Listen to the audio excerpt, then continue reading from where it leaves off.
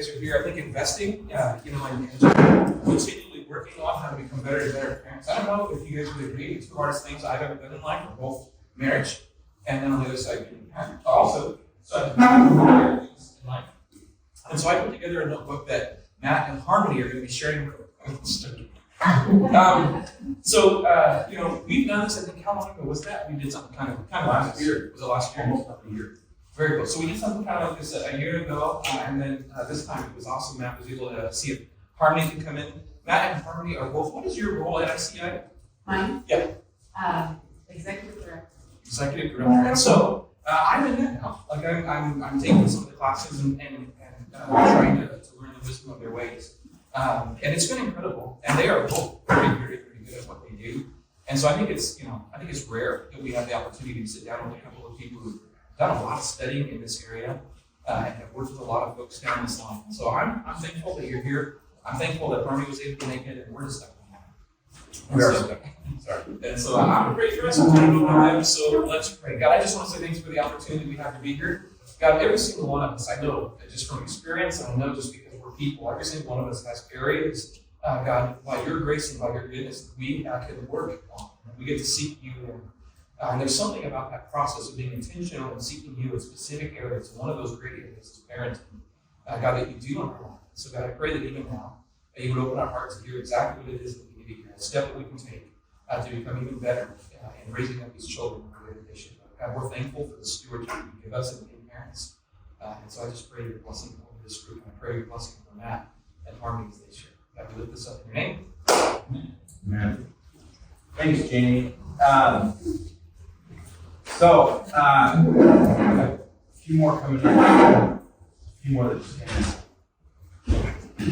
So, I think I've met pretty much all of you, and super glad to see all of you here. I'm going to introduce Harmony in just a minute, but we thought we'd start with just kind of why in the world did we call this real parenting? There's a lot of stuff out there about parenting, and there's a lot of different books and all of the different parenting styles now, and Facebook groups and TikToks that you can follow, and all these different things. And yet, I feel that it's so easy for people to present a ton of information about parenting, and it feels like, oh, that's a really good idea. And then when you go and try to do it, it's really hard. And it doesn't go like everybody says it should go. And so I'm wearing this shirt in honor of that, because this is one of my favorite quotes. Everybody has a plan until they get punched in the mouth. We're really thankful for Mike Tyson who shared that wisdom with us. But it's really that's one of the most true things that I've experienced in life, is that we all have these ideas of this is how life's going to go. This is how our relationship's going to go. Our marriage is going to go. This is when we have kids. This is what we're going to do. And if you're uber responsible when you're dating someone and you're going, hey, you guys, do you want to have kids someday? And they're like, yeah, I want to have kids. What kind of parent would you be? And they're like, man, I'm going to be this kind of parent and this kind of parent. And then when the kids come, how many of those things are actually on your mind? It's all that you're doing is holding on, let's get through this, And so we wanted to have a time where we're going to spend the first hour basically just kind of setting a table for you. A bunch of different things that we found in the work we've done in counseling and in our training in counseling have been really important, and what we know research-wise is incredibly important, and things that line up with the scriptures. And we're not going to be able to really sit down and just have a full, 3-course meal. It's basically going to be we're going to give you little appetizers to try, a few bites of, and if you're interested in oh man, I really like that one, come talk to us. We have a lot of resources. We can point you towards a lot of things that would be helpful. But the second hour, we just want to do a lot of Q&A. And so here's what we're dealing with. Here's, how my kid is the sweetest kid of all time, and yet they always are a jerk to their siblings, and so, and we all have to qualify. Like, I swear, they're a really good kid, but, it's like, no, we get it. You have good kids, but they're humans, all right? And I will tell you, it's a little intimidating to sit here, and I told Harmony, I said, you have the luxury of coming in here and saying whatever you want, just as inflammatory as you want, and then you don't have to see them next Sunday. And I felt he had a different advantage. I said, oh, so I'm at the disadvantage because you know. Which I'm like, I've met all of you, but I wouldn't say like we're super. Unfortunately, one of us is inflammatory and it's not me. I should move on. I want to say something else. But I also have the disadvantage that my children are actually with all of your children right now.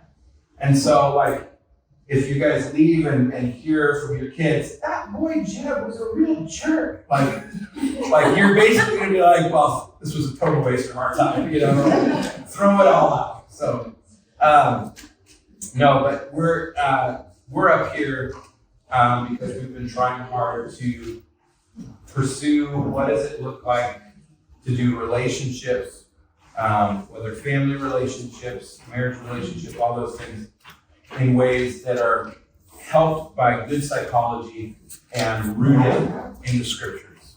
ICI is called Integrative Counseling Institute. Our main leader is Dr. David Manoff. He's a PhD, and he left higher ed a number of years ago in order to start really pouring into this institute, where he takes lowly ministry folk like us and basically trains to clinical standards in psychology for counseling. And so we have each been with Dr. Manoff for a number of years and are now helping teach and supervise other people. And I'll let you take a minute to introduce yourself. Well, and it's not that Dr. Manoff from the Institute, the goal was he was looking around at the church and seeing that the majority of the counseling work is taking place in the church. There's a lot of mental health counselors and therapists out in the world, but pastors and small group leaders, the church body is doing the bulk of the work. And so it's kind of a merging of psychology and theology to raise us up to clinical standards in counseling that we do with the people in our churches, but also then to do training and community events like this. Yep. Yep. So Harmony is the executive director. She's leading the team and leading us into the future with ICI. It's been a fun journey. And yeah, how long have you been part of ICI? 2020. Since 2020. Okay. Yep. You want to say anything about your fam? I have 6 kids. My oldest is, well, That's just the start. That's quite a lot of respect we should have for somebody right off the bat. So I stopped at 2. I'm like, well, I'm not moving away from man to man. We're going to do something. Okay. Go ahead. my husband David and I have 6 kids, and I kind of keep track of their ages by just saying, oh, it's an even year, so everybody's turning an even age. They will be 10, 12, 14, 16, 18, and 20 this year. Did you guys plan that? No. Wow. No, we didn't. Yeah. But here they are. Here they are. Yeah. Homeschooled for a lot of years until I didn't anymore. Veteran homeschool mom. Yes. So, and you want to share with them why you're wearing what you're wearing today? Oh, I was joking with Matt because he said, I'm wearing this in honor of parenting. I said, I'm wearing this dress in honor of parenting because I can wear a dress now. For the first 10 years of parenting, it's just stood up. Yeah. So, yeah. My wife is helping watch your children, and she's okay at it, so they'll survive. If they do get hurt, which is a good chance that'll happen, she is a nurse. So that's what we have going for us. All right. No, my wife is amazing. Yeah, I don't need to really talk about me at all. All right, we're gonna dive in. You guys ready? We included notes for you. You want to write things down. or go, I don't like that, or he's whatever. Feel free to do that. But we're just going to kind of set the table and talk about a few things. So, first thing I wanted to talk about was our role as parents is to serve our children. But I think, unfortunately, in our day and age, the idea of serving our children has become understood far more as placating. And there's a real difference between that, because serving your children is to do what is best for them, for the whole person of who they are. I often try to think of myself in almost like a continuum of okay, I'm 35 years old. What about 5-year-old me, and 15-year-old me, and 55-year-old me, and 75-year-old me? And if we're all sitting in a circle making a decision about something coming up, would I be able to make, what would happen if I made this decision? Would it honor the hopes and dreams of 5-year-old and 15-year-old me? Is it wisdom for the 55 and 75-year-old me? What would they say looking back? And so, no, I don't have multiple personalities. This is more like This is Matt's brain. This is my brain, yes. And so when we think about serving our children, oftentimes when they're struggling or they're having a hard time, we can tend to think that making them happier in the moment is serving them. And often that's far more placating to they're in discomfort, and so therefore if they're in discomfort, I'm now in discomfort, and so I need to do whatever it takes to get them comfortable so now I can be comfortable again. And that's placating, because that's not actually saying you're a person to be listened to, cultivated, and it's actually relegating them to you're a problem I need to fix. And children are growing up very, very resentful of their parents right now. And we can tell you this because we have a lot of the 20s in our offices right now. And they don't feel heard, and they don't feel loved.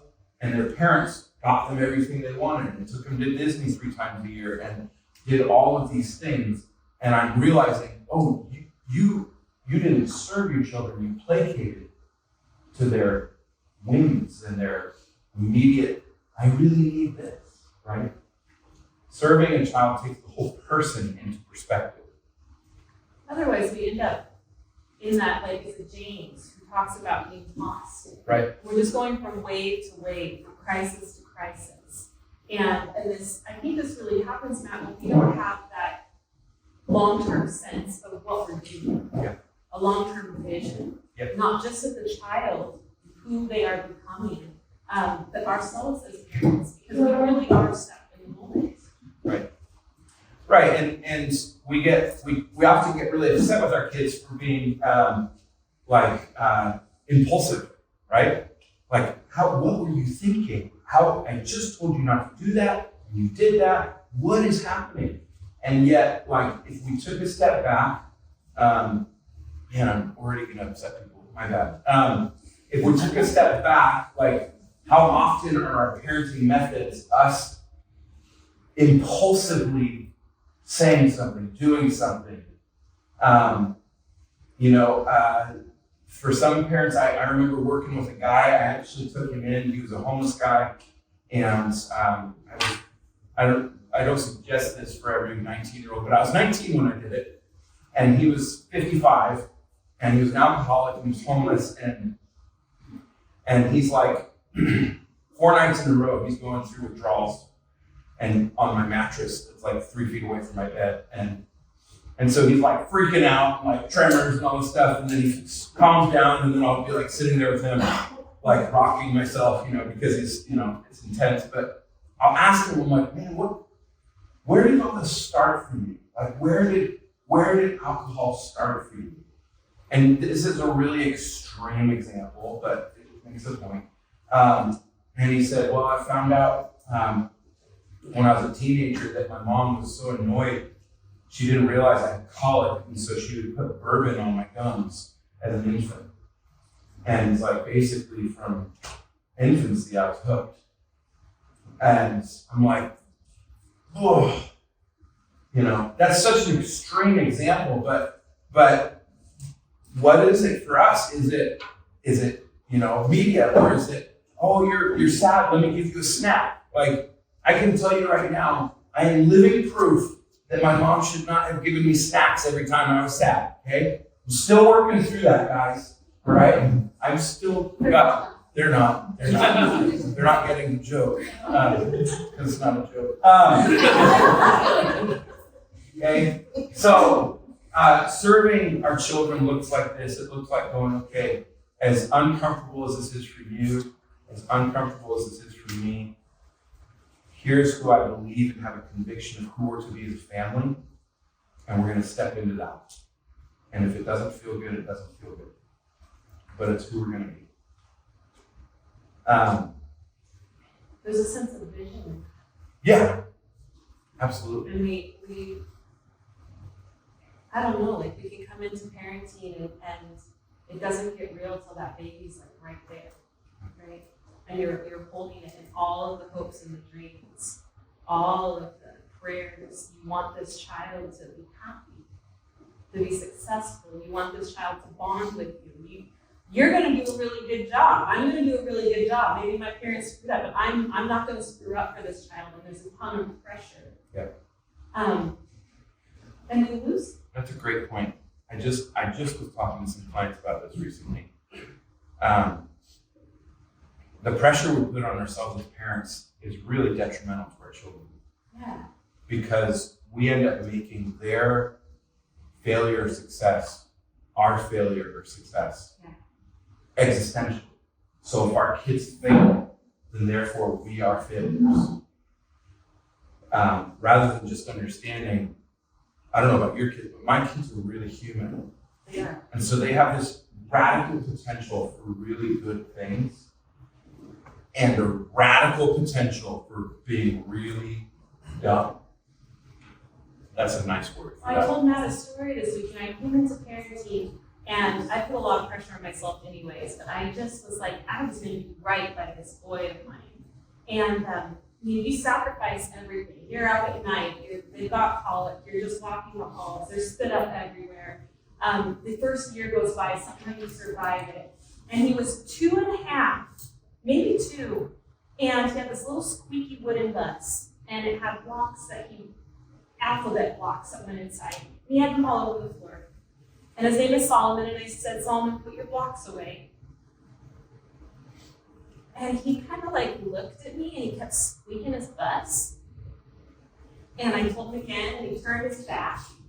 And, and again, and he would not do what I said. I hadn't run into this yet. It was the first time as a parent that I had, what I was experiencing now was outward disobedience and defiance of, my 2-year-old. The little angel. Oh, he was, and I went into chaos because, I literally nursed you for 18 months. I have changed your diapers. I have carried you at night. How could this child not be so bonded that he's just like, anything you say, Mom? And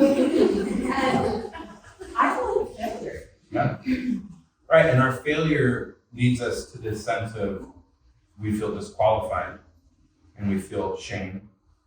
And then we end up needing the kid to obey, not for the sake of training the child, but for the sake of making us feel like we're okay. So we start looking at discipline methods and reading the books and getting all the advice, and if I do this, then he'll obey. If I do that, then he'll obey. But really what I'm experiencing, at least in my life, is he is an extension of me. Yeah. So if he is not charming and wonderful and perfect, or as they get older and their mistakes become bigger, there's someone who acts like humans. We're parenting humans. And Fallen humans. And we are fallen humans, and that pressure of they are representing me, that was a real hard thing. Yeah. Difficult to serve your children when really you're serving. In my case, I was trying to serve my own image, my own representation. Yeah, and I think it reminds us a lot of, Dr. Miana talks a lot about, when you stand before the Lord one day, I think we will give an account for how we parented, but I don't think it'll sound a lot like our anxiety sounds. I don't think it'll sound like how successful were your kids. I don't think it'll sound like did they ever have to declare bankruptcy, or did they ever, get a ticket or get arrested.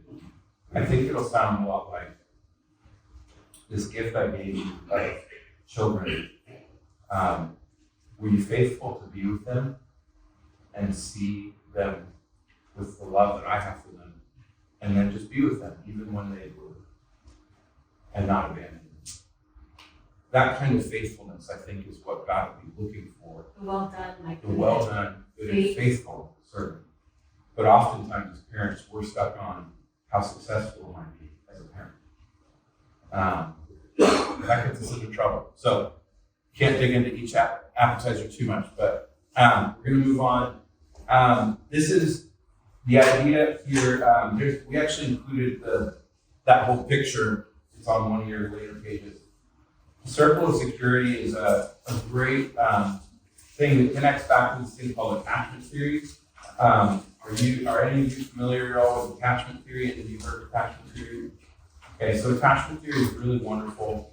And I would encourage you, attachment, if there was one psychological theory you could look into regarding relationships that would help you, attachment theory would be the one. But basically, I'll just walk through this real quick. So the goal of good parenting is that you are a secure base for your children. Now, secure base doesn't mean that your kids are always going to do everything you say perfectly, or that you're always going to be the main authority figure in their life. The goal, actually, as parents, is to get your children ready to face and deal with reality, and then launch them.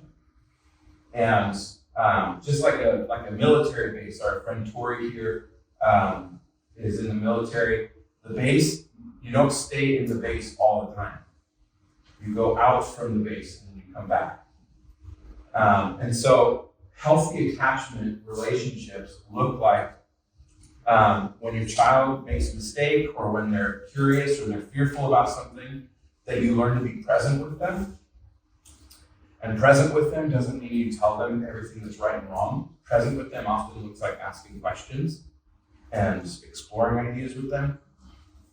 And then when they start to experience what's called separation anxiety, then you don't freak out, but you actually receive them back. And so you've got, first, I need you to support my exploration, right? And then watch over me, delight in me, help me, enjoy with me. But notice, welcome my coming to you.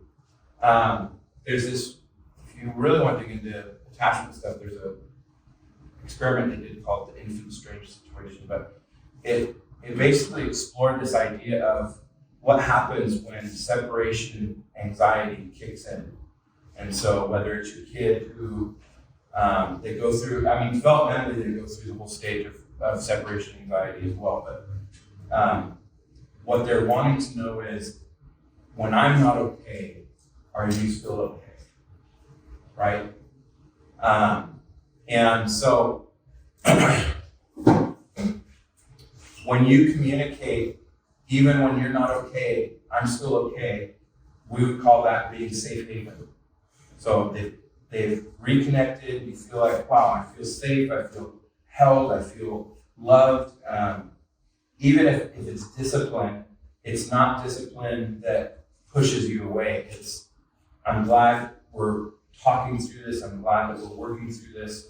And you create this sense of safety, that mom and dad are safe and they're okay. And then as they go out and explore, they can come back. And as they go explore and come back, it creates this sense that no matter what, mom and dad are going to love me. No matter what, mom and dad are going to be with me. And honestly, it sounds a lot to me like when God talks about, I will never leave you, I will never forsake you, right? The steadfast love of the Lord endures forever. It's that, never giving up, always going to pursue you, always going to be with you, open-hearted love that God has for us. That's what we're trying to cultivate when we talk about safe haven, secure base. Harmony, do you want to ask anything on this one?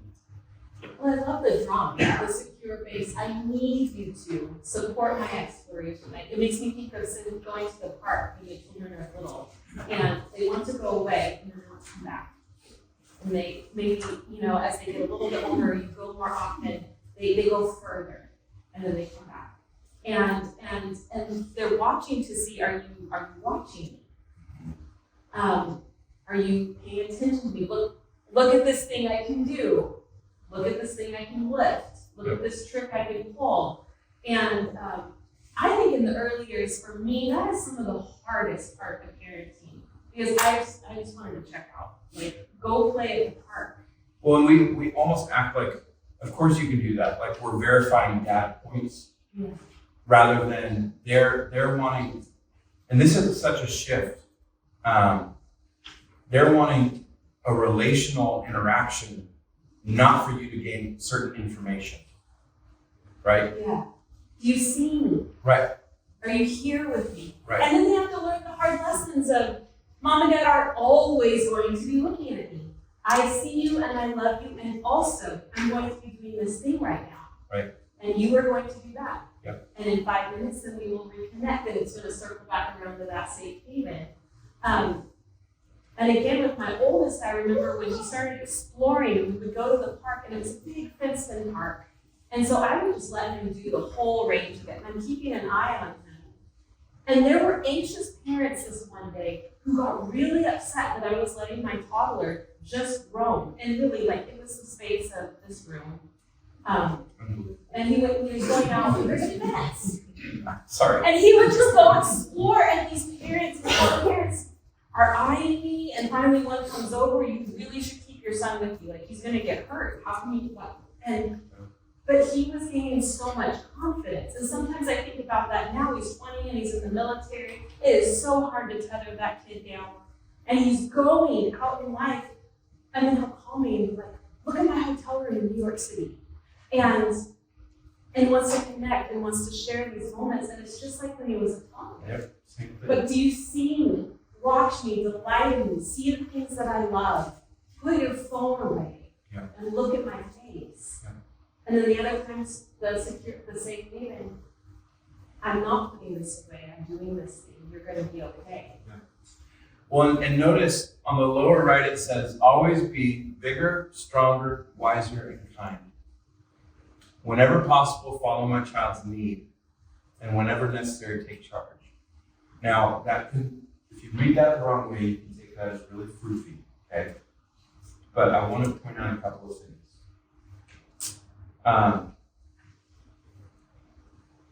The amount of autonomy that God gives us as His children is pretty striking. A lot of people go, I love having these conversations with my kids because my kids are at the age where they're really thinking through this, and they go, why didn't God just make it so that we never do anything wrong? Well, I said, well, would you always choose to do the right thing? And they're like, I don't know. And I said, well, that's why. Because you have to choose, right? And they go, but yeah, but then there's pain. I go, there is pain. It's really hard. And I think we often think that the role of a parent is to prevent our children from pain.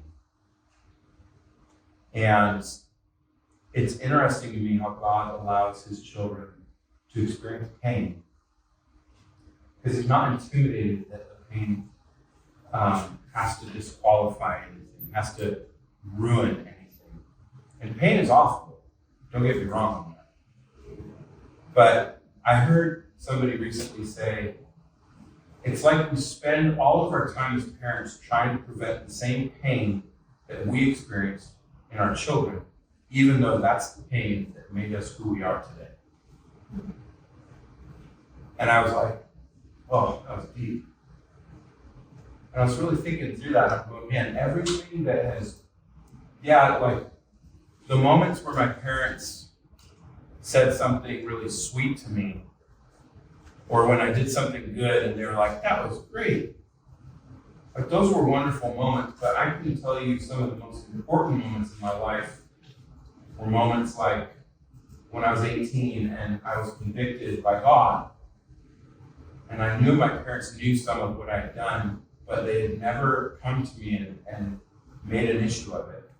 But I lived a number of years just lying to them about a lot of different things, being places, being with people, doing stuff that was awful.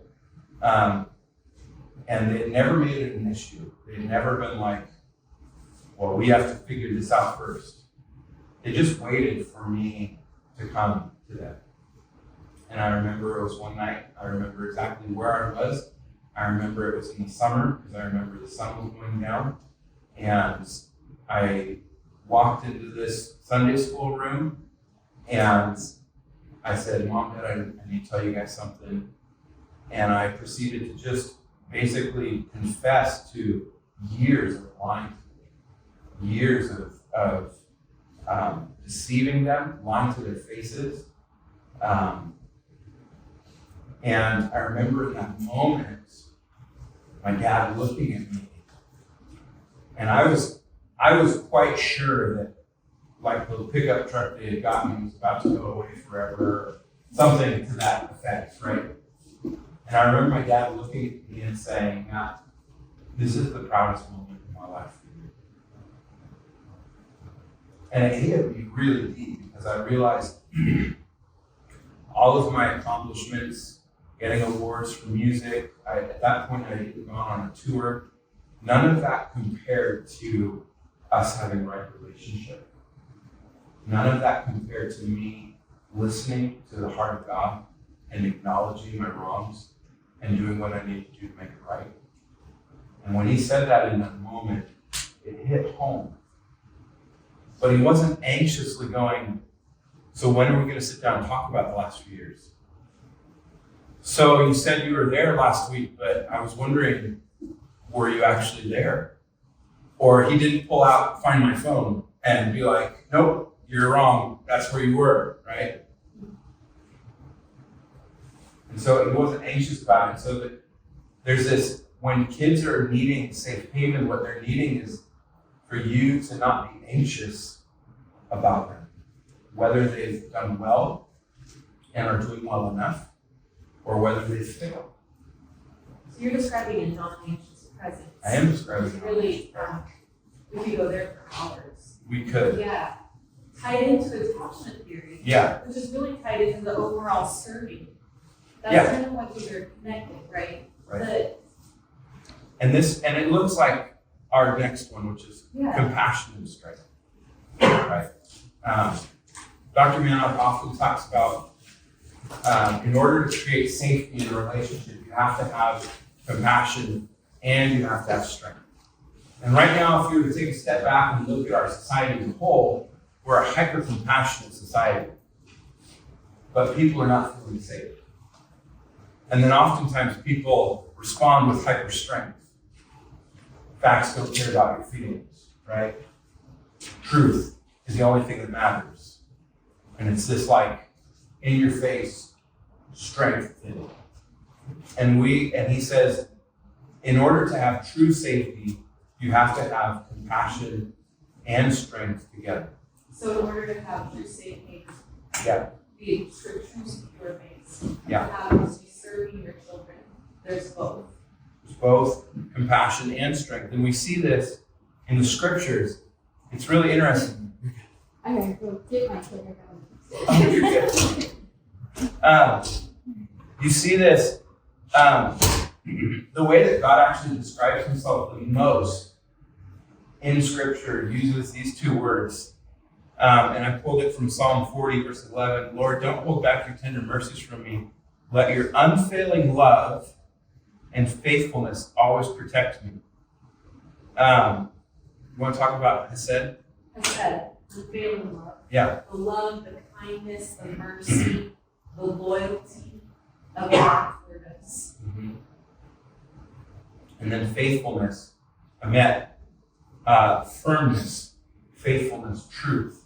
And every time God describes himself throughout the scriptures, or at least the times that he most commonly, and the first time he did it, he was to Moses. He said, the Lord, slow to anger and abounding in Hesed, unfailing love. and faithfulness and that.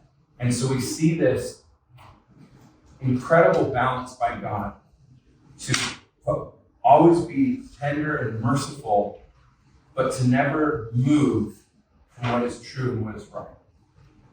Yeah, in my mind, and that's a terrible analogy, but I see the We'll decide.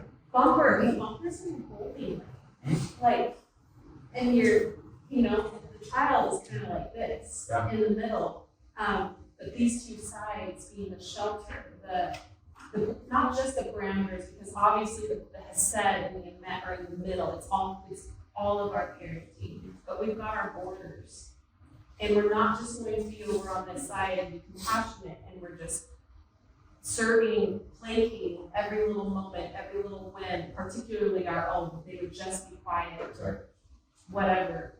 But also to not be on the other side, the hyper compassion, the hyper strength. And we're going to talk about hyper compassion and hyper strength, and then I want to, especially during Q&A, if there's things where you go like, so how does that look in this? That's what we want to be able to really speak to. But like one example is that example I shared when I was 18 and I went to my parents to confess all that stuff. Not once did my parents say, "Oh, it's not a big deal. Oh, it's no big deal. No worries. Like, don't feel bad." They weren't anxious to be like hyper compassionate. We need to make sure he feels a lot better in this moment, right? They were just strong in being with me as I was very broken. I was crying and I was very upset, and they, held my hands firmly, not like squeezing, but just like, we're with you. But they didn't vacillate. They didn't go, can't believe you would keep all that from us for years, right? Which I'm sure they might have felt. I mean, I was on worship teams. I was leading Bible studies at school, and lead a Bible study at school, and then go out in the parking lot and make out with a girl, and just not even care about the fact that I was living such a duplicitous life. And yet they didn't bring, hyper compassion in the sense of, oh, we just need to make you feel better, or hyper strength, and we need to make sure you got it. We need to make sure you learn your lesson. So a younger example, my husband embodies this really well. I would be, especially the younger parent, far more strict, far more like kind of just really rigid. And he can go back and forth. And so our third daughter, I don't remember what it was that she kept doing wrong, but there was something she just kept, nothing we did was really home to her. You cannot keep doing this thing. And we don't remember what that is anymore.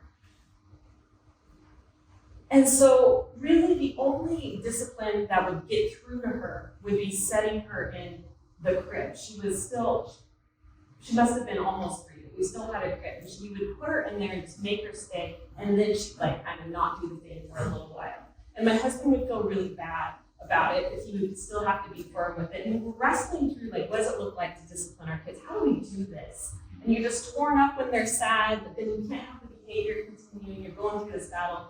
And this one time, it's so silly when we think back on it. He tells her, Eleanor, you cannot do this thing. And so you need to get in the crib. And then he climbed in the crib and he sat next to her. And she curls up, and they just did the whole whatever the time frame was together. And she still had to go through the experience of the consequence, but he was just there with her. She never did it again. It was so meaningful for her. And it's kind of a silly example, but I thought of it when I saw this verse when you first gave me the slide. Yeah. My husband's name is David. And I thought of David, always so firm and yet so loving, and you're just torn as a parent. How do I do both? And we screw up a lot. Nice. But we have to try for both. We do. And so overcompensation happens all the time. And oftentimes, not always, but I find with most couples, there's one who's stronger in one area than the other, right? Funny enough, my wife is very similar to you. And I'm very similar to your husband. I quit for her, but yeah.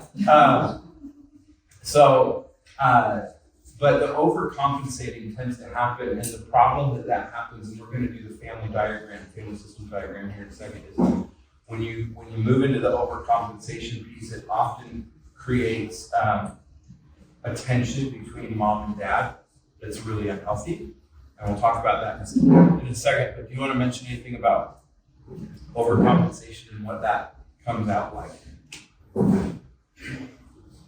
In general, Either of them. in either of them, In either of them.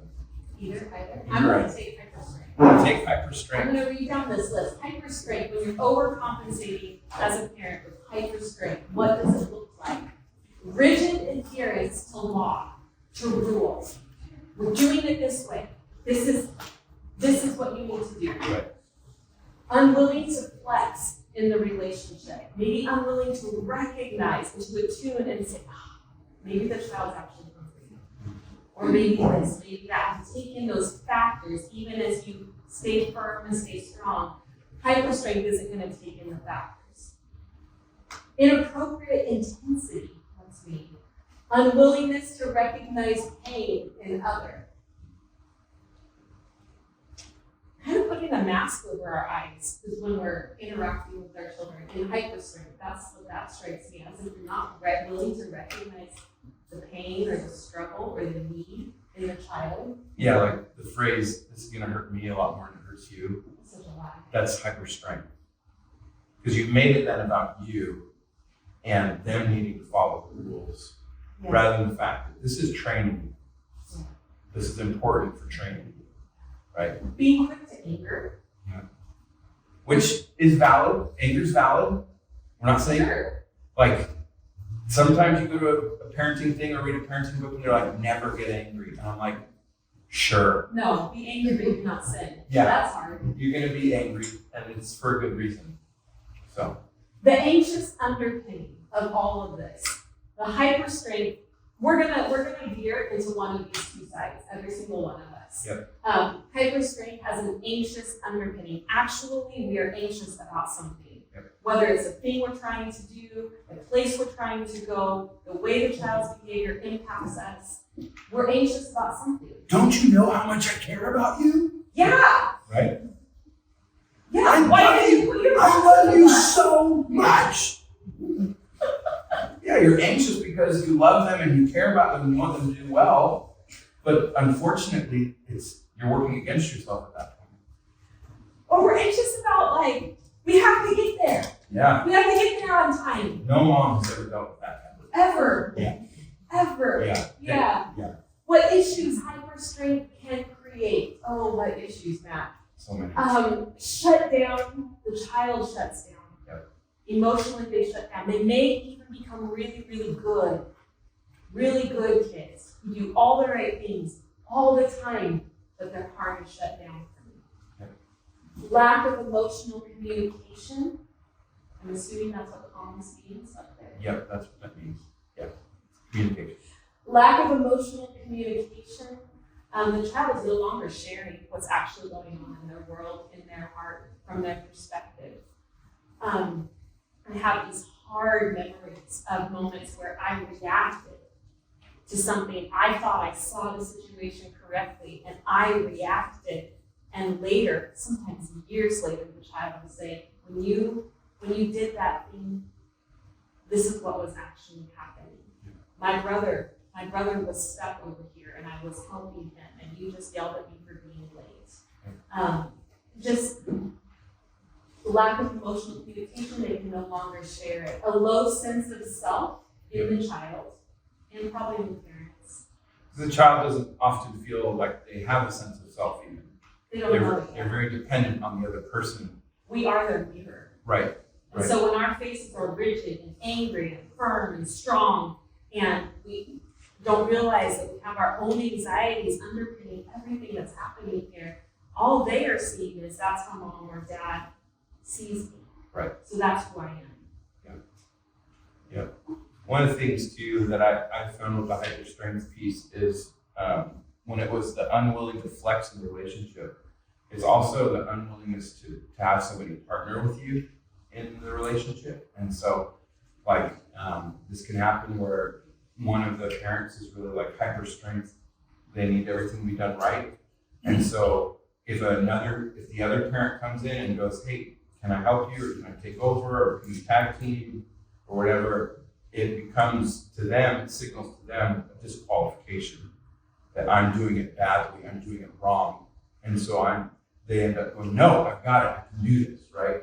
I don't need your help. And that kind of rigidity it creates a really negative dynamic. And also it sets up our children also to be in this place of not being open to help and to guidance and to partnership. Mm-hmm. So hyper-compassion is the rigid need for the other not to be in pain. Notice that both of these are rigid though. Both of them are either you need to do what's right, or I need to make sure that you're not in any kind of pain or discomfort. Often hyper-compassion feels like being guilty for saying no, guilt-driven responses, needing the other person to be happy. So we just got through discipline and our kid is kind of feeling down. Okay, all right, we can have a good rest of our day, okay? Like everybody, let's put on smiles now. Sorry, it's true though. There's a tendency when you're hyper-compassionate to not hold somebody accountable, hold your child accountable. And then it's also got the anxious underpinning as well. And the issues that this creates, and this is why I would say this is probably the more prevailing one in society, lack of accountability often leads to lack of responsibility. And that's just a pretty staggering thing right now in our day and age. Chaos in relationships, there's no structure. When you don't have strength in a relationship, it basically is just, there's nothing to really hold it together. And people feel very lost, and it creates a ton of anxiety, which also is another reason why I think hyper-compassion is really on the rise these days. And then inability to handle pain in life. You might grab one of those. I think this is one of the most important ones. The inability to handle pain in life. I think oftentimes, I was at a funeral yesterday, and they read a psalm. Anyone want to guess which psalm it was? 23, right? Most famous psalm. And it starts out really wonderful. Lord is my shepherd, I shall not want, and all those things. And then it gets to this part where he says, though I walk through the valley of the shadow of death, I will fear no evil. And I think that often our parenting doesn't reflect. If we were to call the valley of the shadow of death pain and discomfort in life, I think that we would probably, our psalm would probably read, when my children walk through the valley of the shadow of death, I need to get them out of that valley as soon as possible.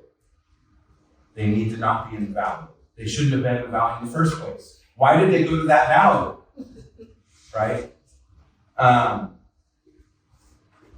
And yet, pain has a way of teaching us and forming us that nothing else does.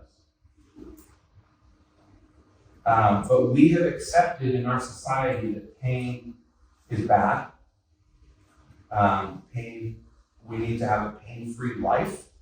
Everything is about making things less painful. We're very afraid of pain. Rather than the fact that acknowledging there are certain things in my life that I would not have learned and become outside of having to walk through valleys that were full of death and pain. And so we see God in that psalm. And it's not, yea, though I walk through the valley of the shadow of death, and you reach down and you pulled me out. Yea, though I walk through the valley of the shadow of death, and you intervened and you stopped it. Right. But yea, though I walk through the valley of the shadow of death, and I will fear no evil, because you are with me. Right. The whole way through. Yeah, it's really painful when your daughter who's in second grade comes home and just wants to cry the whole evening because she feels like a weird kid for not liking certain things. And my daughter, she's in fourth grade now, but she came home and one of the kids that was newer called her a certain name all day. And the teacher didn't really do anything about it. And in that moment as a parent, I'm faced with like, okay, sweetie, give me the name of the kid. What does he look like? Let's go have a chat. I'm going to email his teacher. I can get a hold of his parents. I've got a lot of friends in law enforcement. We'll find him. I thought you said it was Becca who aired on the hyperscreen. When it comes to my daughter, I'll get as strong as I need to, okay? Let's just say that. But I realized in that moment with my daughter, before I ever checked in with the teacher, which I eventually did, I just sat there with her and put my arm around her and just kind of put my head down and was just like, dude, that hurts so bad. Like, that hurts, that sucks. And she was crying and crying and crying. And there was such a strong pull in me, because I'm hyper compassionate, to be like, you don't need to listen to what he has to say. He's an idiot, obviously. And, let's. You don't want her to hurt. I don't want her to hurt. I want to do whatever it takes to get her out of the pain, because it's so painful for us to see our kids hurt. We would much rather take that pain on ourselves, right? Like, I remember my daughter, she was born 3 months premature, and every day sitting there with her in this box, all this stuff with that, and I wanted everything in me. I want to be in there. I don't want you in there, right? And yet, like,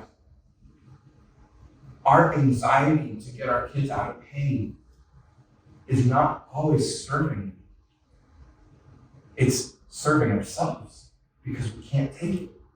We can't stand it. And so we have to be able to be vigilant to go, okay, God, what is it that you're asking me to do in this situation? My daughter's sitting here crying. Do I need to just sit here and go, hey, Dave, you cry it out right here. I'm going to get on the horn with Mr. So-and-so in your classroom. No, I need to just sit there, and I just need to be with her in her pain. And then I will email the teacher later, which I did. And I was like, hey, man, are you keeping an eye out for this stuff? I get it. Kids are going to be rude at times, but can we make sure that if it's happening regularly that we're addressing it? And he said, yeah, I'll make sure to listen for it. And it stopped over the next couple of days, which was great.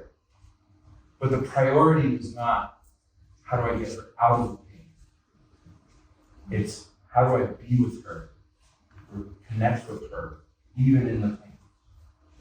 And what's crazy is that we actually have neuroscience now that tells us, through all the mapping in the brain and everything, that pain bonds relationships so much stronger than pleasure.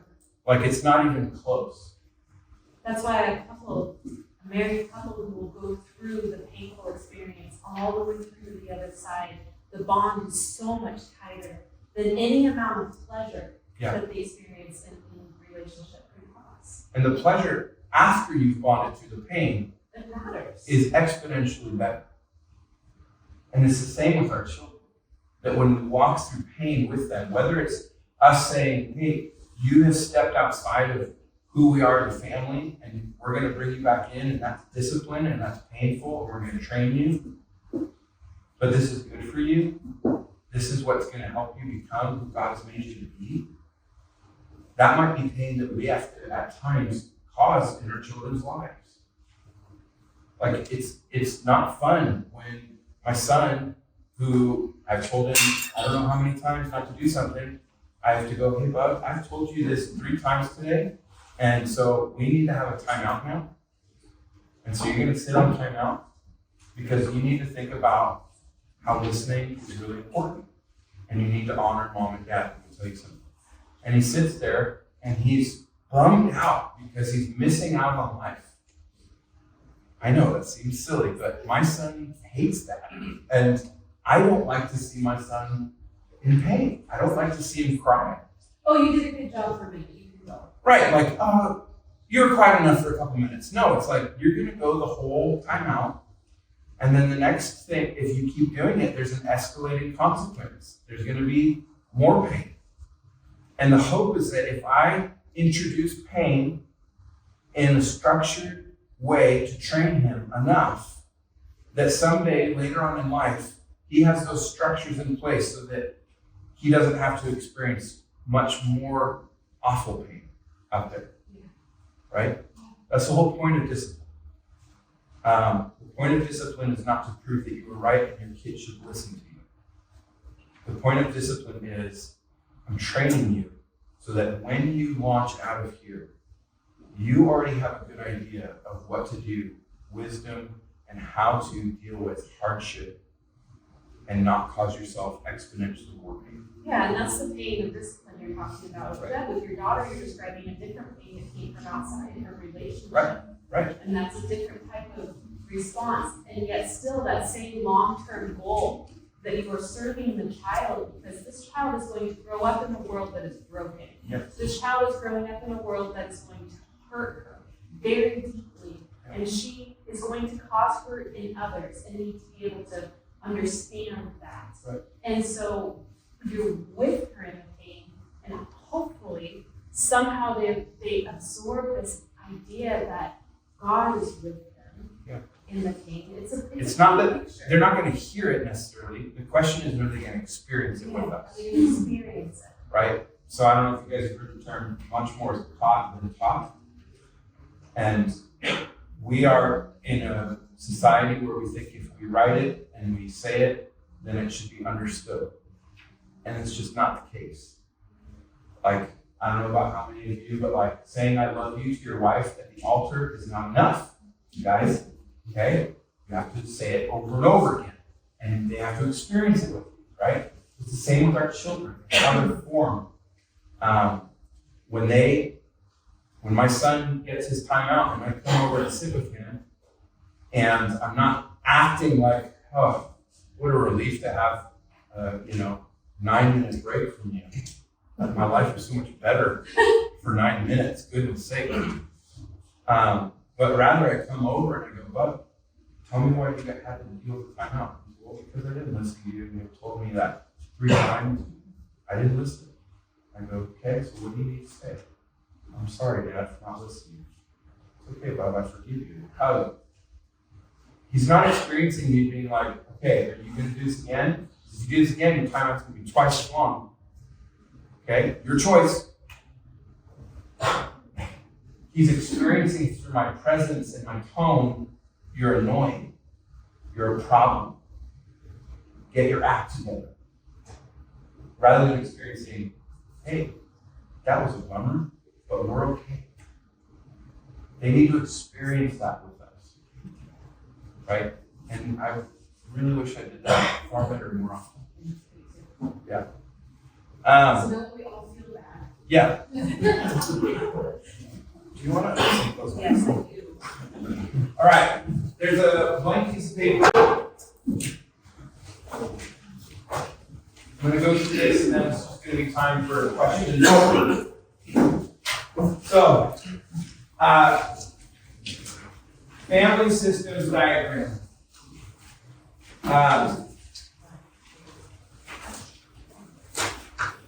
You don't have to copy this down, but I just wanted you to be able to have this if you want to go over it with your spouse later. So what we know through family systems is this. Everybody wants a family system that feels like this. What would that circle maybe represent? What do you guys think? Family. Togetherness. Togetherness. Great word. Anybody else? Trust. Trust. Good. Your team.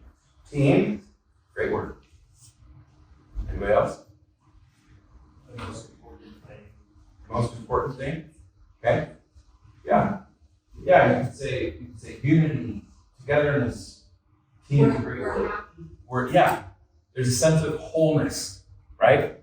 When I just want, what's every mom's wish and during the holidays? I just want everybody to be together, be together and be whole, and that was awful. But the problem here is that this we found through research, and actually it turned out it matches the scriptures really well. This can't exist without this in place. So this wholeness of a family, and we would call that a family bond, doesn't exist without first husband-wife bond. Because the husband-wife bond is what creates the strength for the family bond to be created. Now, Michael used a great word. He said team. And I almost put a slide in there about this, but I was like, we're going to get to a family second. The teaming aspect of husband-wife is so primary. And I will tell you one of the biggest downfalls in families that we deal with in counseling is one of the parents prioritizes the family bond and says this is the most important thing and neglects this bond. And the neglect of this bond doesn't have to sound or be like, I don't care about you, I only care about kids. The neglect of this bond can look like we don't do anything, just the two of us anymore. We don't take a date night anymore. We don't have sex anymore. We don't spend time just listening to each other anymore. It doesn't have to be some horrific thing. It can just be a lack of paying attention to this. Now, everybody wants this, but the only way you get that is if you start with this. And oftentimes, the way that you have to strengthen this is you have to draw that. There has to be differentiation between parents and children. And so, anytime you get, I just have 80 different examples in my head. I need one. This is one of the most common things we deal with families. In fact, and I don't work with families, but you have described, Dr. Mack has described multiple times, so the family comes in the room. Yeah. Dr. Mack will he'll wait, he'll invite them in the room and he'll see where people sit. Yeah. And can immediately tell, based on the seating arrangement, Yeah. what this hierarchy is. What is happening? And any other things. Okay, I found what I picked out. Thank you for that. Yes, you're welcome. So I had a family of 4, and they all came in. All 4 of them came in, and first thing mom and dad do is go, "Hey, where do you guys want to sit?" And so in my office, I have a couch, a little 2-person couch, and then a chair, like a lazy boy type chair, and then I brought in a wooden chair. And then I've got my chair that's kind of like an executive office chair. And the youngest kid goes and sits in my chair. What does that tell you? What is it? He runs things. Who said he runs things? That man absolutely is right. And it turned out that whole family system, that was the case. The child ran. That the youngest ran the whole house. Mom was hyper anxious about the youngest because mom had dealt with some hardship when the youngest was younger. And so everything was about how do we make this young child happy, feel okay, feel loved, feel secure. But her anxiety to make sure he felt that way made him really insecure. Okay? And so what ended up happening was mom and dad have a conflict about how things should go with these two. And when that happens, this gets perforated. And as soon as I know this is gonna be like, man, you're really pulling a lot out of him coming and the parents saying, where do you want to sit? I just tell you that it was very representative of everything else that happened for months in those sessions. Mom would continually bring him up here, which would cause dad to then step out because he didn't feel like he had a voice. Good thing this has never happened in anybody else's family. Okay? Mom having some kind of extra connection with one kid and dad feeling like he can check out because what's the point of checking in? What's gonna be my role anyways? Right? So Dad checks out, or maybe mom pushes him down. Maybe mom. I literally had this in my office this week where mom took dad. Excuse me, why did you give her an It's hair. He doesn't have hair. You're a ponytail.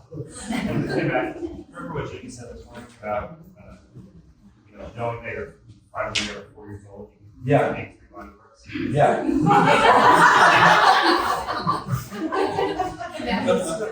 There you go. Okay, so no, but this one happens a lot where I had a client who was sitting there with me and husband was trying to help wife with something and didn't know where something was, and he goes, hey, where is this? And she's super like frazzled and frustrated because she's got 3 kids who have been needing her all day, and it's the end of the day and they're still needing her, and she's trying to finish something in the laundry room, and she just freaks out on it, right? None of you ladies would ever do that, I know, okay? And she just loses it. And she gets up and she stomps it and she goes, it's there, it's right there, right? And their oldest kid is standing right there. And dad goes, hey, you don't need to do that. Like, you don't need to be mean. And she goes, that's not being mean. I can be mean. Right? And so in that moment, so when they come into my office, he goes, I felt like a child. I felt like she put me down with the other kids, and I was just an annoying, pesky child at that point. In fact, this is really popular to just joke about. This is like 80% of family movies. Yeah, Make dad look like the idiot. Yeah. that's true. And you wonder why dads have a hard time sticking around. Well, you know what they could put their underwear in the hamper. They'd screw him. Okay. So here's what we have to work on, okay? We have to work on creating this bond first. Your bond as husband and wife will be what strengthens for you to have any kind of bond as a family. And as a woman, when you've given birth to your children, there's no stronger biological bond in the universe. Yeah, we know that biologically now, that The mother-child bond is the strongest. it's the strongest. And so to do this, to turn and make husband number one of the heart Yep. is a choice. And a choice that a lot of moms have a hard time making. And I don't say that trying to be rude, but I can't tell you how many times people come into my office and they go, well, I'm not going to do that at the expense of my children. And I go, hold on a second. These were our children a minute ago. What just happened? And so I've found that one of the most common things is that mom and children will create this kind of separate family bond. And as much as dad wants to scratch and claw to break that down, he's not the one who can. Mom has to. Mom has Which to. isn't to say that on the other hand, you have fathers who disengage. Fathers disengage, and that's a problem. It is a problem. Guys, when you are coming home from a day of work or whatever, I don't know, maybe you're the stay-at-home dad. I don't know. Don't get mad at me about all that. I find the need for me to, I need to tell myself I do a driveway prayer. As soon as I pull into the driveway, I pray, Lord, help me to be attentive and to not go off duty right now. I'm still on duty. Because it's really easy for people when you go work a long day, especially for guys, it's really easy to go, I did my job, now I'm done. And I will tell you, that is not a biblical view at all. That is a, 1950s Americana view, but it's not biblical in the slightest. Dads were involved. Scripture. Dads were involved a lot. Dads wept for their children. Dads walked with their children and trained their children and constantly brought their children along with them in everything they did. The whole, hey, raising kids and running the house is mom's domain, my domain is just to make money, is absolutely not biblical. Now, if one person needs to be more of the breadwinner than the other, okay. In our day and age, it seems like everybody needs to work 50 hours, but a day. Yeah, you're right. But it needs to be a team. And if one of you is stronger at working with the kids and seeing what they need, great. But don't just go into that and do that. You have to talk about it. You have to be together on it. Everything needs to be a team. We, us, ours, needs to be our favorite pronouns. It's not my kids, it's not your kids when they're mouthing off. It's our kids. It's our family. And you have to protect this by clearly differentiating here. One of the ways that my dad did that growing up, and at first I was a little butthurt when he would do it, is he would say things like, when I would mouth off to my mom, he'd pull me aside and go, your mother was here long before you were, and she's gonna be here long after you're gone. Don't do that. And I would be all butthurt. I'd be like, how could you say that to your son? You know? But now I look back on it and I go, I love that he was doing this. And he was creating differentiation there. Because the stronger their sense of bondedness was, the more secure I felt as a kid. You want your kids to have security about your family and about feeling good about themselves, work on your marriage, bond closely in your marriage. The closer your bond is in marriage, the more secure your children will be. But we often go backwards. We go, we're struggling, but we need to do whatever it takes to make sure the kids don't struggle. No. We're struggling, deal with that. Kids will be okay. They're resilient. What will help them in the long term is if mom and dad do their relationship well first. Okay. So, we've got about 40-ish minutes left. I titled this question response because we don't necessarily have all the answers, but we'd like to give some hopefully helpful responses. So I told Matt, you're really banking on this group here. Yeah, I said they'll ask questions. Yeah. Yeah. Okay. Yeah. Yeah. Okay. Question. Go. So, I think Julie and I are very good at stating that holy language of compassion and strength. Mhm. However, in our household, there's only a couple of very big no's, pushing in high places and hitting the face, things like that. But one of them maybe has been metaphor. And right now, currently, it's definitely more strength and compassion because it's one of those big ones. Yeah. I don't know, as well, parents, if you get any advice or, because once you bring it back to compassion, I feel like this is sticking as well. As strength can sometimes. Okay. So it's like, I don't know how much compassion about that. Do you want to answer that one? What was the final thing you said? You don't know how to have How to be compassionate about mine. about lying. So you're, and my, sorry, just to bounce off my thing is that I can't, and feel like I know what they're lying, but I don't wanna be like, you're a liar. Yeah. To like a 4-year-old, you know what I mean? Yeah. Like, don't lie to me. I don't know, it's weird. We're on the school trip, that was actually too.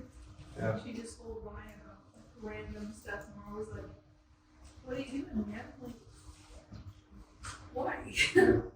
Yeah, I just, I don't wanna just call them out and be like, don't lie to your parents or whatever, but, because I don't know, it's weird, it's a weird. Super hard. Go ahead. You're one of 6. No, mine's a big one for us in our family. And a couple of things. One is you never want to identify your child by their sin or their wrongdoing. So it's one thing to go, you lied. It's another thing to go, you're a liar. Because one is, this is an offense. The other is, I've now relegated you to this is who you are to me. And that's really damaging and causes a lot of shame. I would bring it up. First of all, I would say, one, your kids are gonna lie to you. And if you as a parent haven't accepted that, work on accepting that. You'll be a lot less anxious if you accepted that my kids lie to me, right? I don't want them to. My heart is that they won't. But also, I don't think it's wrong to have a strong consequence for something that you know is incredibly important. The question is, are you pulling that consequence just to be kind of like a punitive thing, or is it a training mechanism? And are you abandoning them in the punishment, or are you following up with them and going, you know, and especially with how young your guys' kids are, they're 5 and 4, right? Yeah. The more you talk to your kids, the less they'll hear you, Exactly. right? It's so frustrating. Yeah. And often the more you talk, the more anxiety will be communicated from you, Yes. right? It is. So make it really short and really sweet. You lied just now. Here's your consequence. It hurt my heart when you lied. Here's your consequence. They go do the consequence, and then you follow up and go, why did you have this consequence?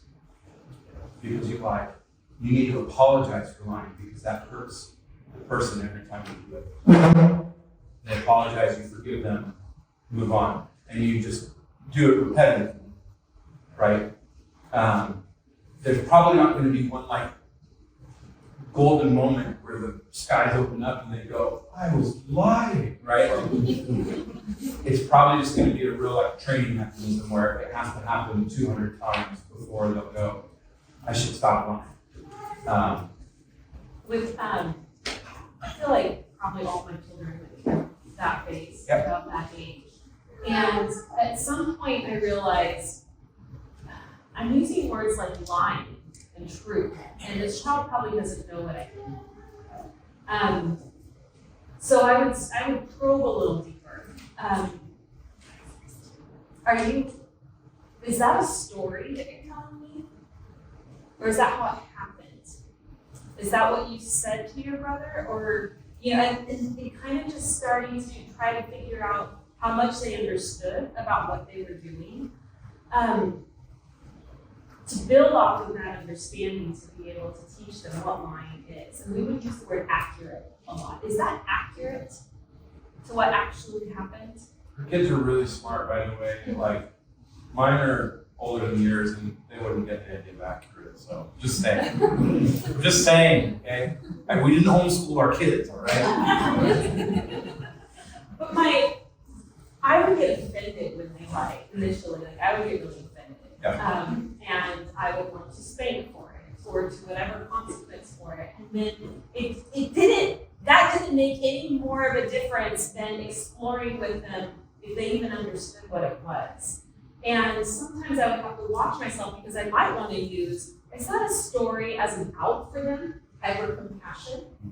But in its strength, it was realizing they're experimenting with their world. At 4, there's the imagination, there's reality, it's all kind of morphed together.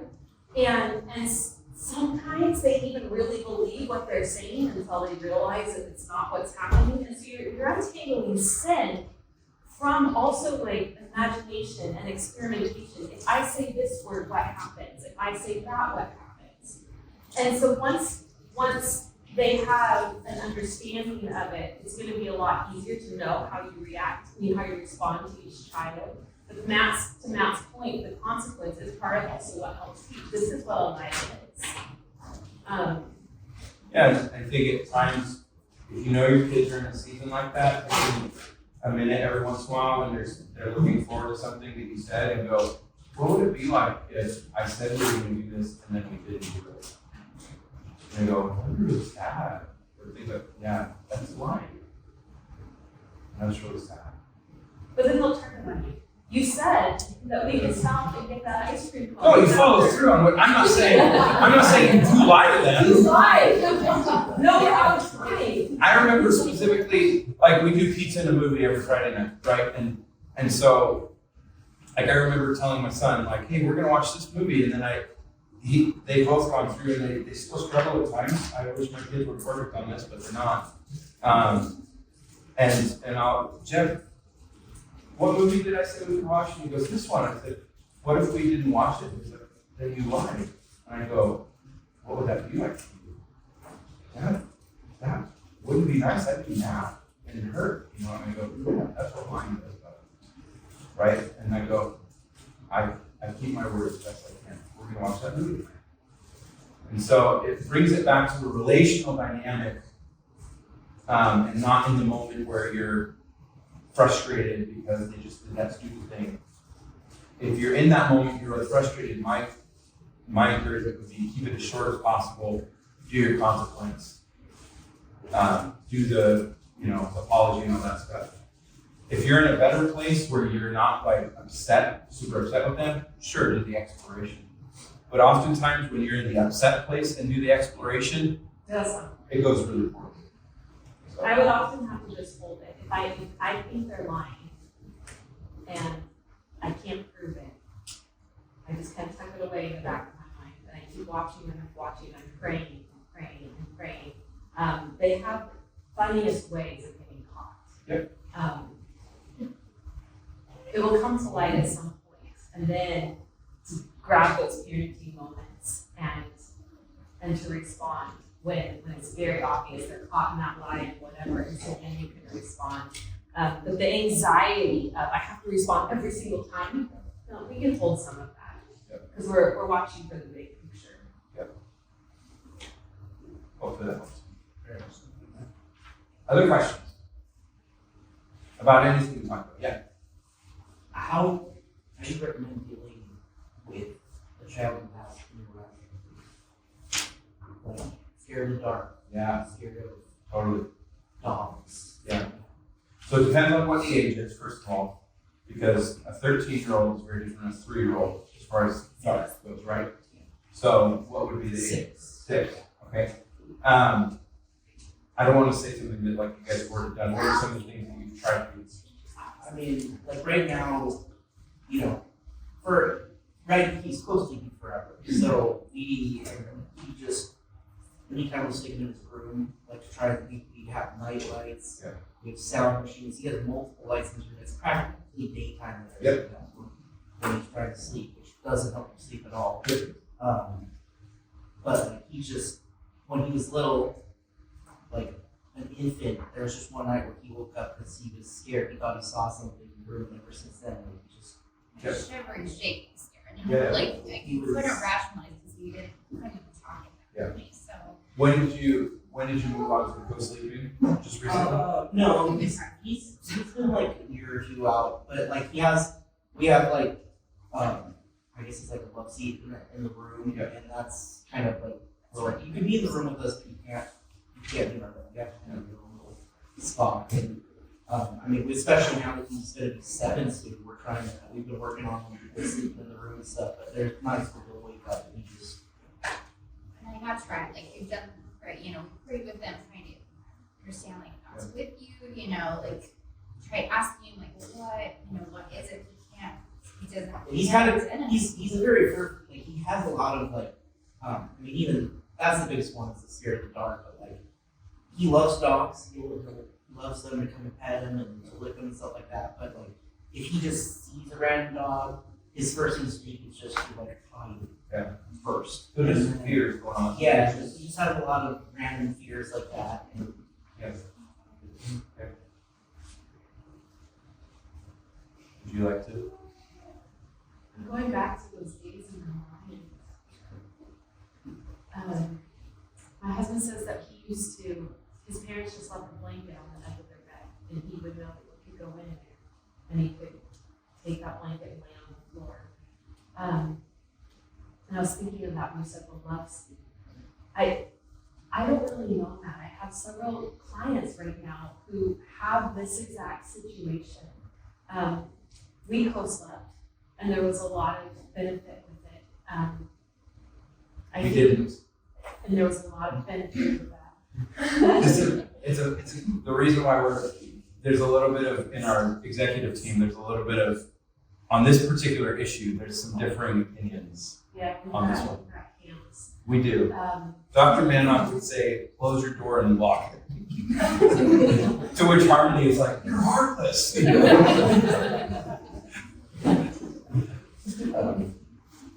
I Yeah. know that my kids would go through these phases of fear, and a lot of times it reflected other things that were happening in their lives. This may not be accurate to your situation. When one of my daughters went through extreme fear and anxiety, could not sleep at night, and old enough to be sleeping at night. She's 7, she's 8. That was at a point when David and I were having a lot of trouble in our marriage, or one season was we had left the military, he had tremendous PTSD, and he tried to keep it from the kids, but this child was like a sponge. She absorbed everything going on in the world around her. And so it manifested in fears of everything. And it took like 2 years of, we would let her sleep in the room on the floor, but not in the bed. Addressing the fears during the day. I don't know if there's an easy answer. Yeah, we dealt with this with our kiddos, just as far as fear goes, the night, things like that. My son has a really active imagination, and so scary monsters, things like that, right? And this is what I generally encourage is, this is where it takes a lot of work as a parent. The child goes back into their bed, and you sit right next to their bed. I don't know if you guys have done this, but you sit right next to their bed until they fall asleep, and then you go to bed, and as they get up, you go back and you sit in there with them until they fall asleep, and just do that over and over and over again. And that is absolutely a recipe for losing sleep. But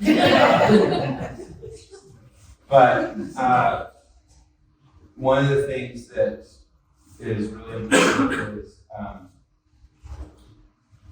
oftentimes, like, if it was a scary dream or something like that, my son would say, there's a monster, and I would go, I'd like turn on his light and be like, are there any monsters in the room? Like, open the closet, is there any monsters in here? Or, let's look under the bed, right? And do all those things. And but he swore, Dad, I promise you, there was a monster, right? And it's like, okay, bud, and so after consulting with Dr. Manoff on this, he just told me, go in and just ask a lot of questions about the monster. And so I did that, and I would start to do that and just lay there. I'd kind of sit on my knees on the floor, propped up against the bed, and just tell me about the monster. And he's big and scary. Did he have eyes? Yeah. What color eyes? Green. How many eyes? You know, and just ask, is it fluffy or is it spiky or is it all? And essentially what you're doing is, instead of giving them the information of reality, you're entering into where they're at, knowing where you are in reality, and being willing to just walk with them. And I would do this with him and ask him all these questions, and where would he come out of? He'd come out of the closet. Your closet or Adeline's closet or whose closet? The hallway closet? No, Dad, mine's closet. You come out of your closet. Would he make sounds? Yeah, he would make sounds. Tell me about the sounds. What would they sound like? And he described them. I go, are you hearing them now? No. Did he come out of the closet just now? No. And we get to this point where eventually he'd go, Dad, it was just a dream. It was just a nightmare. And he would come to the point of reality through the relationship, not through the information. This is the attachment piece. That's an attachment. You're not anxious. Right. And also the idea of when somebody has shared power that is broken. Right. So in this case, the shared fear. Shared fear breaks the power of fear. And it breaks the power. Yeah. And so I had to do that for quite a few nights and sit in there. And yeah, I lost sleep. But after, I think it was about 3 weeks or so of having to deal with that off and on, that the power of that fear broke.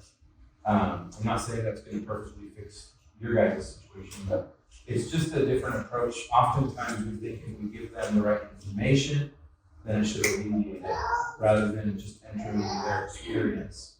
And we still hold what's true and real, but we're just letting them not be alone in their kind of fears. Does that make sense? Did you have your hand up that way?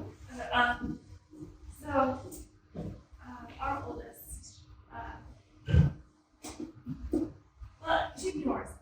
I think it's getting ideas for that. So, right, the worst is getting dressed in the morning and getting into her pajamas at bedtime. Like, it can take up to an hour. Yeah. So, we try singing it just over and over again. I'm trying to play singing one time, and then I'll walk away, but the girls can do it. I'm sitting in there. Try not sitting in there. So, how old is she? 6. Yeah, I mean, I think there's a couple of different ways you can go about it. There's a positive reinforcement thing that you could do where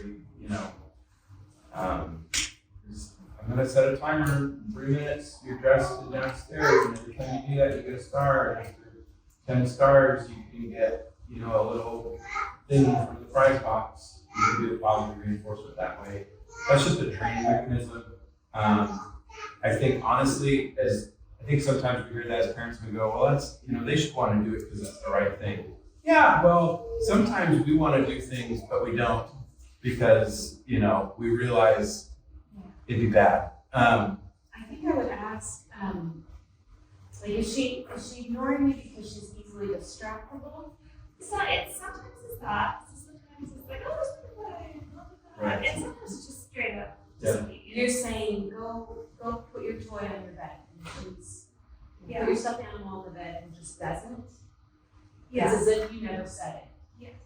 Right. So there's definitely both. So I mean, when it's just sort of distracted and Yeah. trying to figure out, Yeah. it's like blatant disobedience. It's like, okay, well now you're gonna lose some consequence there. Yeah. So the thing that comes to mind, I was just talking to somebody recently, and she was describing how every time she looks at, Kate, she's not a princess, but she's the Duchess of whatever. What are we talking about? Oh, Kate Middleton. Yes, Kate Middleton. That anytime you see her with her children, she gets down to their eye level. And it got me thinking, because I don't know who does not listen, just ignores everything. And there's an awful lot of from the other room, do this. And she just, why would she do that? She's going to keep doing what she's going to do. So 2 things come to my mind. The one is, how well do we listen? when they're talking to us, are we modeling the listening and the answer, are we ignoring? This is what listening looks like. It's eye contact. It's I'm at your level or you're here, and repeat it back to me. So I would say to my kids a lot, what did you hear me say? And then they have to say it back. Then if they don't go through it, we have a different problem. But we've established they really did hear. All right, we got it. Yeah, the example I gave, we've done similar stuff with our kids, and then if they don't do it, the timer goes off. Then often we'll take the thing that they were, usually it's a certain blankie or certain stuffy that's kind of your favorite one, because I'm a real jerk, and take it away and go, you can have this back tomorrow. And you need to remember that listening to people is more important than your things. And I would say that, I don't remember how many hundreds of times I said that. If you ask my kids right now, what's more important, or people are more important than what? They would go, things, right? Because we just did that over and over and over again. And the point for that with me was the training piece, as far as like giving a star and all that, but also the consequence piece was relational. I wanted them to realize that it wasn't like, this is not a matter of like, are you good at getting dressed? This is a matter of you're actually disregarding the person right now. And so we need to bring the person back into the dynamic. Does that make sense? So we'll say in our family, this family, it's kind of a phrase we use a lot. In Yes. this family, we listen to each other. That's a vision statement. And so set vision for your family that you're always calling your They'll kids back come to. back at you. If you say Yep. you start establishing that, and then they're talking to you, and you're just, or you're not listening. Mom, Yep. in this family, we listen to each other. You're right. Yep. You're right. What were you trying to say? Absolutely. So, just some thoughts. I just kind of wanted to look at your brains on having older children than we do. I've noticed shifts in our children's personalities, I guess. They could be due to growth at age, just hitting certain milestones, be like, I don't feel like listening anymore. Or it could be due to socialization, such as like classroom dynamics and being around that. Yeah. It's hilarious. And so I just kind of wanted to pick your brains, because for me, they kind of just come on strong, and I don't really know how to deal with it or have tools in my tool belt. Okay. So like, if you pick a few reminders that you're getting potty talk, don't potty, right, go back, say it. Or like, using deep breaths or or whatever it is. So I just wanted to see what you guys had in your tool belts to kind of mitigate those spurts where they go for growth and personality. It's not super fun. So growth in personality, but you're also describing like picking up something outside of the home that they're trying out. Yeah, because like I said, I've noticed two kind of different growth patterns not in a nice way, more of the I'm four and I've decided not to listen to you anymore. And then there's also things that they pick up from school that can be just not, I don't know. Yeah. We don't do this in our family. Yeah. And so just seeing what you guys had for when those changes come on, because they kind of hit me at just like a wall. And I go, oh, I don't know what to do with that. Yeah, and at 5 and 4, they're going to be hitting for some of the first time in certain ways, right? Where they're entering into a school classroom type situation that's new, and so I remember when my kiddos were going into kinder, it was such a shift for me because now I'm not me and mom are not the main adult constantly throughout the day, right? And so they're exposed to a lot of things. And so I remember that shift was actually really hard. I feel like now, after a few years, I've gotten into kind of the rhythm of like, oh, they're going into 9th grade, and I'm going to get to know who the teacher is. And as I get to know who the teacher is, I'm going to get a sense that there's a certain culture in that classroom, right? And so, but it's actually a good thing. I want them to experience adapting to different cultures while they're still living at home. Because as they learn to adapt to different cultures and still keep the kind of the central stuff important, then that's going to prepare them to launch well, right? And so it was actually priming myself first before priming the kids that was really important. Going into a new class and just thinking through it and talking to Becca, like, okay, this is what it's going to be like. What are the things that are going to be really important for us to go? This is central. What are the things that we're going to go? Yeah, we'll let those things kind of come and go as they do.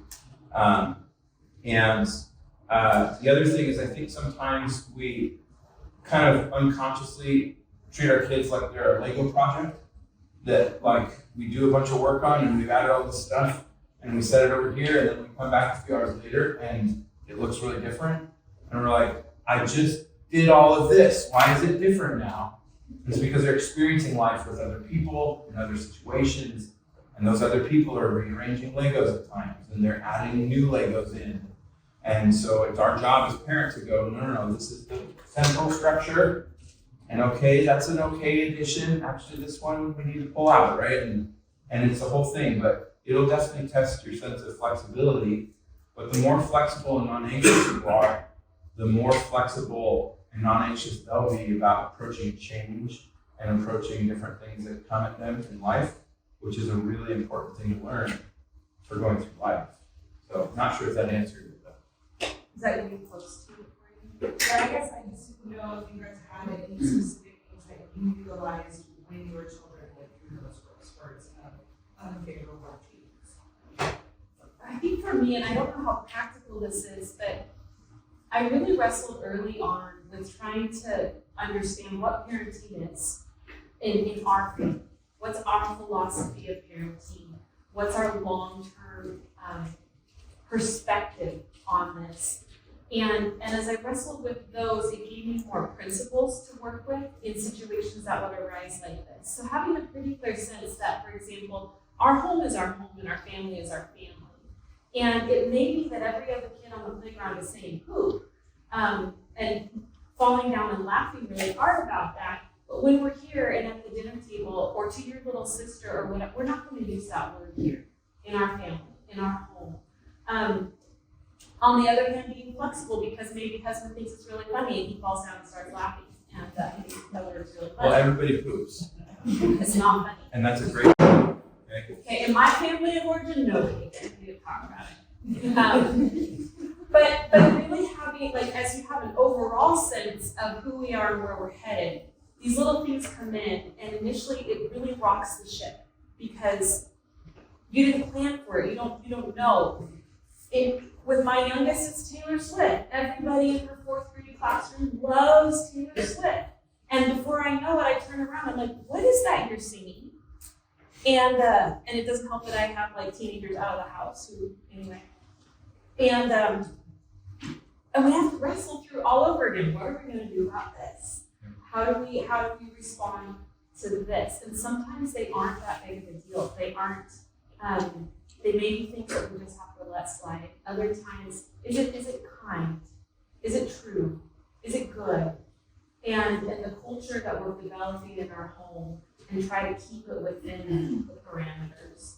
Yeah, figure out the major things for the culture of your home. Constantly bring your children back to it.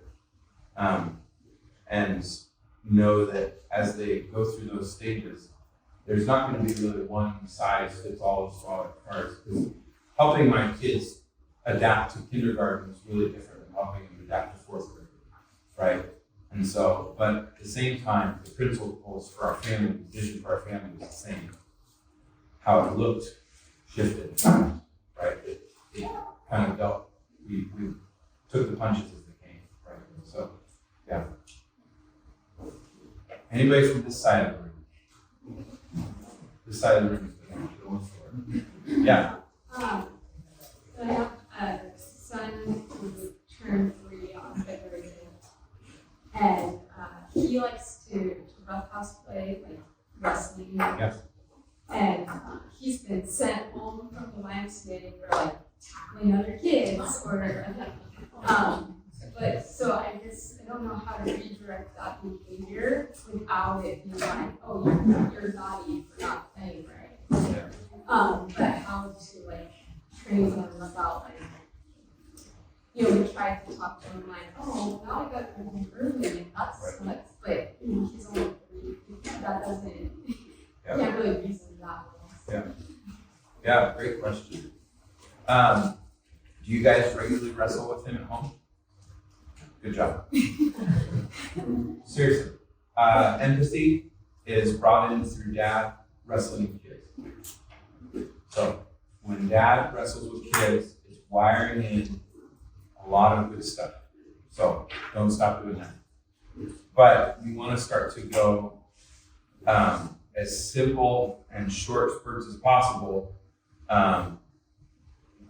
Essentially what starting to get a sense of how to use your body in a healthy way, right?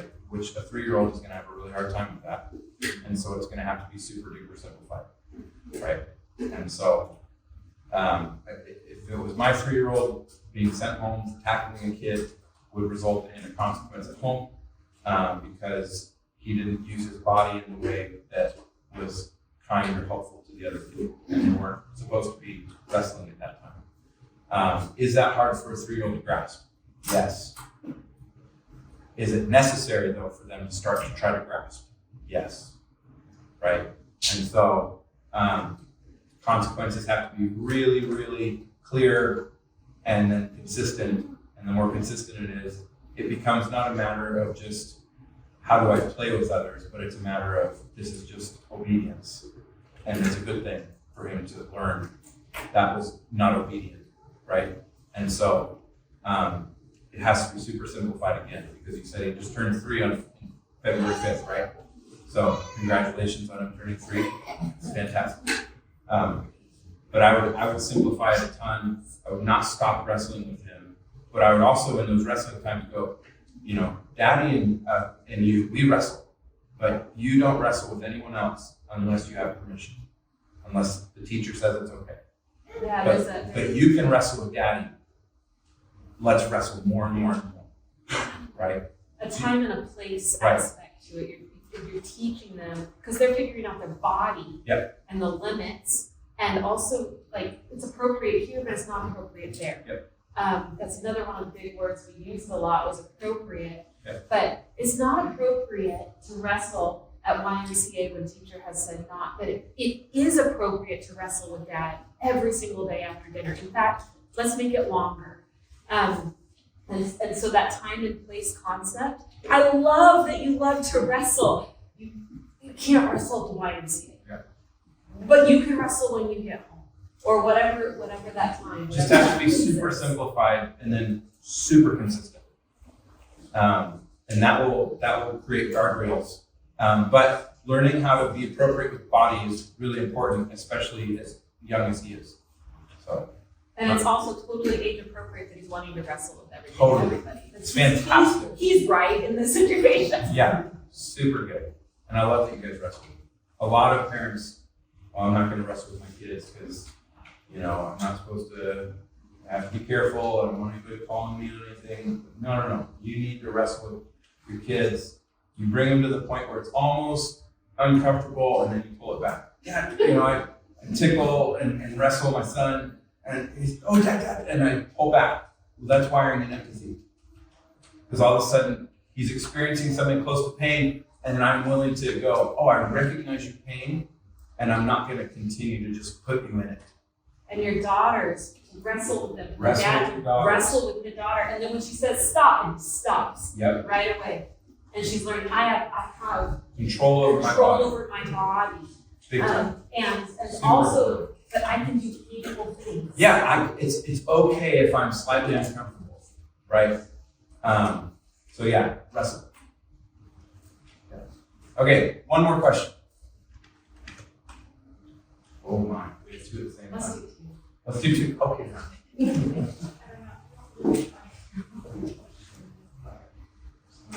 Our 5-year-old, she's, I don't know, it's difficult to, she's got a severe phonological disorder, and so half the time you can't even understand what she says. Yeah.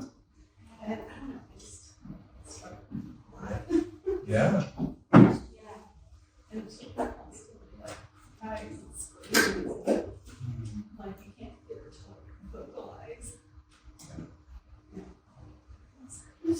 your daughter 5 years old? She gets therapy like twice a week, every week. And so it was very difficult to hear what she's even trying to understand what she's trying to say. Oh yeah, like her words, like I can't even figure out what she's actually even saying. Because like the speech sounds are so bad. And then and she's also got like boundary issues, and she's also like meeting into like the dog and her sister, and then like the dog's biting her because she was constantly like in his face. And her sister, and like she's hitting her, she's like, get off me. And like she just doesn't want to sit.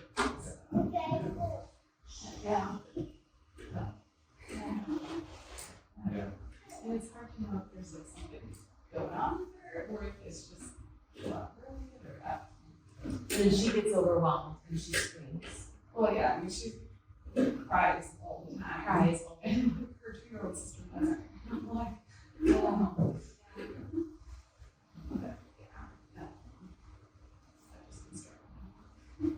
Well, I just hear that struggle. It's really hard. Your mom's part My mom heard it. Connecting a lot. Yeah. Yeah, I feel like I almost wonder if that would be a good one to spend an extra few minutes afterwards on. Oh, yeah.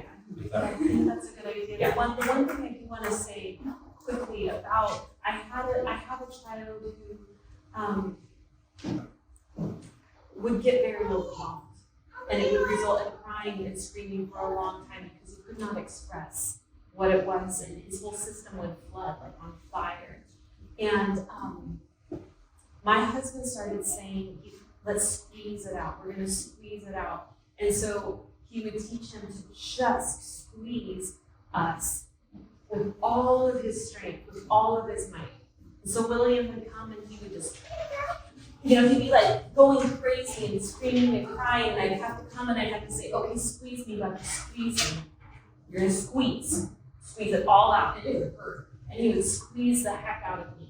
And squeeze and squeeze and squeeze and squeeze him back as hard as I could. And it took months of the squeezing before his system seemed to start registering he really wasn't alone in whatever this overwhelm was for him. But the words wouldn't do it for us. No amount of anything I could say before, after, or during would touch it, but the physical contact. I am here. or, yeah, I would say that's fantastic. And when you have a kid who is overwhelmed, overstimulated, moving in, oftentimes we think we need to separate them and get them away from everyone and everything, or we try to use lots of words and it doesn't hit home. When you move in, have that kind of touch, let it out, just whatever's there, just go for it, and I'm going to be here with you. Now, I love what you said, it took months, because it has to be consistently done regularly. But yeah, that's an interesting situation you guys should chat about, for sure. Thank you for sharing that. You have your hand up? So we work opposite schedules, I take the kids to school, he picks them up from school. Yep. A lot of times the kids, our son, our youngest one, doesn't want to leave me in the morning, and then is real upset that he has to go with him at night. So I just wonder, like, is there a way to, our daughter does see maybe go to her from school and she wants to keep playing, so she'll run away, or Yeah. our son, the other day, like, went to lay down in the corner. Right. Is there a way to, like, I don't know, like, help them out of that? Is that just a phase? Is that just like the thing where they think we're not here a month it'll be in that they won't want to meet? Like, it like hurts my feelings because I can't speak for Joey, but I'm sure it hurts his feelings too. Yeah. Well, first of all, it's really normal for kids to go through phases where they're favorable one parent versus the other. The key is for both parents to stay non-reactive about it. And so, to not go, no, you need to be able to hug your dad. You need to be able to go with your dad. Or dad to not go, why do you always do this to me? Like, what have I done to you, right? but just go, that's what they're doing right now, that's okay, that's where they're at. Go pick them up, take them, don't worry if they're yelling, screaming, whatever you need to do. They're gonna do that, right? But then I would also try to, as much as possible, have moments where the two of you are together with them. So like, whether it's like a meal or not a meal, you're focused on something else, but like something where you sit down together, and the two of you are really in this place of team, right there with them. And so like for us, like oftentimes at bedtime, it'd be a lot easier for just one of us to put the kids to bed, because life's not about efficiency, it's about connection. And so the two of us go and we sit there and attend to each kid, right? Their turns at bedtime. And the point is that they're together in this piece that they're experiencing with us. There were times where both of my kids went through wanting to be with dad, not wanting dad to pick them up, not wanting dad to hold their hand, and super hurtful for me. I was like, are you kidding me? I'm the nice one. Like, you know? Like he brings the juice and stuff. Yeah. Yeah, like, I'm the hyper-compassionate one. Why are you doing this to me, you know? But I realized my reactions were not helping them. I was reacting poorly. And so we just look for, as much as possible, where are the moments that we can be together and we can say, hey, we want you to do this. We think this. This is what mom and I, this is what dad and I are going to do. This is we had to, and we would tell them, mom and dad are a team. And we said that over and over and over and over again. And then let them experience it over and over and over again.